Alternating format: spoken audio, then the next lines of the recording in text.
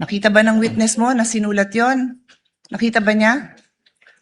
Your Honor, we can... No, please answer my question. No, Your Honor. Oh, the defense said ni walang original signature doon. Do you disagree with that? We don't, Your Honor. Okay, and did you provide? No, Your Honor. Okay, so simple lang, Mr. Presiding Officer. They're trying to prove something by showing a document that any law student, even yung mga kababayan natin na nakikinig na ngayon na ang dami ng alam sa procedure, you cannot unsee what you see. You cannot unhear what you hear. So pinalabas yun. Wala akong problema na palabasin yun, pero do your job and present the proper witness and the proper documentation to do that. Do your job. I'm addressing this, Mr. Presiding Officer, to us as a body. Kasi hindi tama yun. Magdidesisyon tayo, you warn us, pero pinabayaan natin na makita yun. Minamarkahan pa, submarkings. What's the purpose of all that? May I... Do you consider Las Canas an important witness for you, for the prosecution? With all due respect, Your Honor, the purpose of the testimony is to present what transpired during the investigation of the Special Task Force. As to whether or not what probative value it holds, it is not part actually of the decision of the prosecution, as what we are intending to do here is to present only what happened during the investigation of the NBI, Your Honor.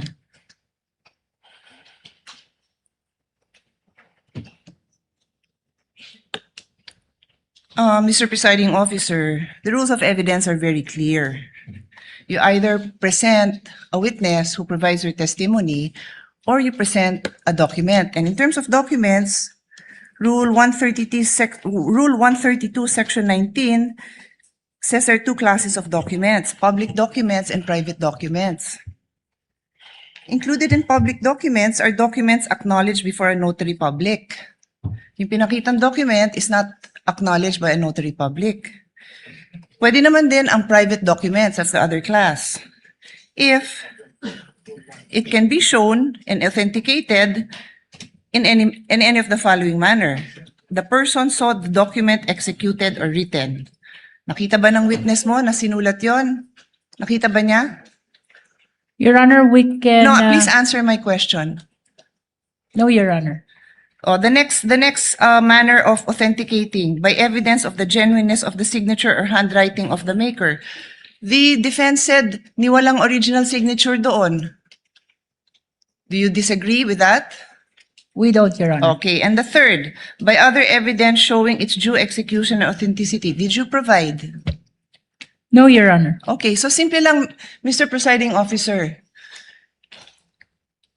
They're trying to prove something by showing a document that any law student, even yung mga kababayan natin na nakikinig na ngayon na ang dami ng alam sa procedure, will tell you na hindi acceptable yon. And with all due respect, katulad din nung kahapon na humingi ako ng payo sa inyo, again, I will not name names, we had a discussion in caucus na you cannot unsee what you see. You cannot unhear what you hear. So pinalabas yun. Wala akong problema na palabasin yun, pero do your job and present the proper witness and the proper documentation to do that. Do your job. I'm addressing this, Mr. Presiding Officer, to us as a body. Kasi hindi tama yun. Magdidesisyon tayo, you warn us, pero pinabayaan natin na makita yun. Minamarkahan pa, submarkings. What's the purpose of all that? May I respond, Your Honor? Not really. I don't believe because there I was a already question. answered. I already asked you the questions, and you had a chance to respond. Yes. There was no question posed, or I was There's none, yes. telling the lead prosecutor. I move to my next point, Mr. Presiding Officer. Our jurisprudence is very clear, no? A witness must be competent and credible. Di ko nababasahin lahat yung jurisprudence natin dyan dahil kompleto na yung record natin dyan. But There is also also included in our rules, Rule 132 on the rules of evidence, and I'll read it. A witness may be impeached by the party against whom he or she was called by contradictory evidence, by evidence that his or her general reputation for truth, honesty, or integrity is bad, or by evidence that he or she has made at other times statements inconsistent with his or her present testimony. So this is the rules, no? Siguro we can, well, I'm reading the rules, so we can take notice of this, that this is what our rules say, and I don't think anyone will contradict that. Again, there are lots of cases supporting this. So,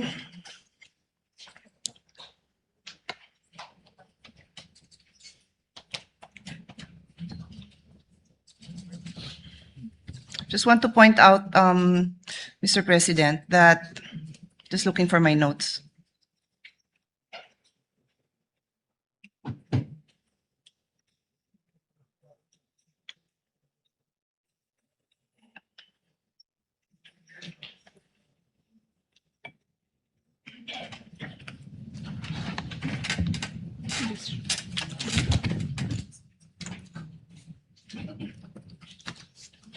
Sorry, with the indulgences of the body, I'm just looking for my notes because I want to be accurate in my the next statement that I'm going to read into the record.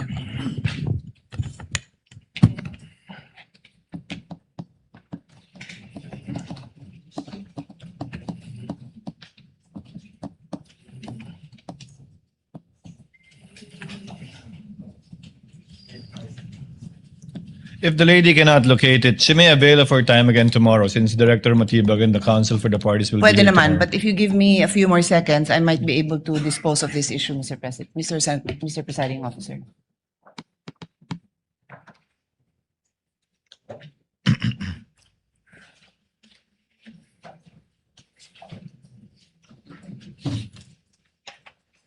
Okay, I won't delay I can paraphrase it, but I think it would be best if I look at the records, so I will just avail. The presiding officer will give the witness will be lady here. first crack at interventions by Senator Judge tomorrow after the cross-examination of the counsel for respondent tomorrow.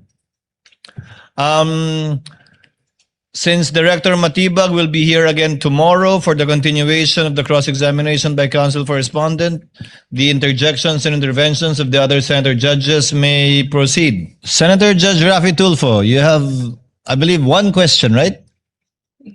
Actually, two questions, Your Honor. You may proceed, sir. You have 2 minutes, actually. Naku, na-stress na ako kanina. 5 minuto ako. Minamadali. But anyway, going back to Ronel Mas, what was the justification of the NBI back then when Mr. Ronel Mas was arrested without warrant? Well, they consider po that the threat is live, and alam nyo nga po, yung sinasabi na lahat po ng threat ay hindi po, ito po yung sinuseryoso.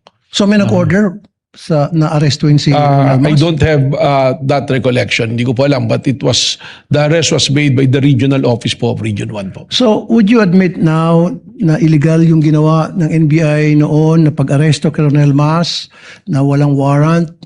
Well, si Ronel Mas po was released precisely the reason why meron pong lapses po dun May po sa lapses. procedure. Okay. Would you also consider na the fact na merong ginawang pagbabanta si Baste Duterte na similar dito kay Ronel Mas, na dapat umaksyon din yung NBI tulad ng pag-aksyon nila sa isang guro? Kaya katunayan, yan nga po yung aking binabanggit na tuloy-tuloy po yung investigation sapagkat alam nyo po yung warrantless arrest, lesson nga po dyan kay Ronel Mas yan na dapat po kasi immediate po yung pong pag-aresto. Pag yan po ay lumipas na, hindi na po tayo pwedeng mag-aresto under the law sapagkat papasok po ito sa illegal arrest po. Last na lamang. So, make a comparison ngayon. Bakit yung isang guro na nagbanta kay dati pang Duterte agad inaresto, at bakit itong isang vice president na nagbanta kay Pangulong Bongbong Marcos hindi inaresto ng NBI?